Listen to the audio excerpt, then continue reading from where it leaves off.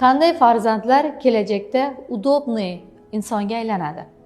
Ya'ni farzandlarni tarbiyasida ota-onani roli juda ham katta hisoblanadi.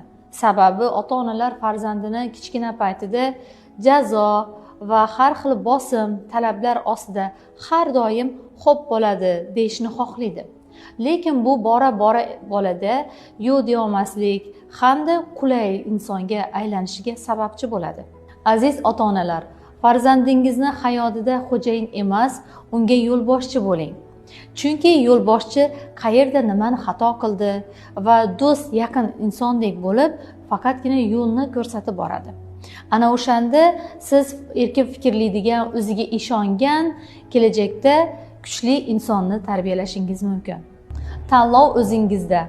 Sizga udobniy farzand kerakmi yoki kuchli, o'ziga ishongan farzand kerakmi?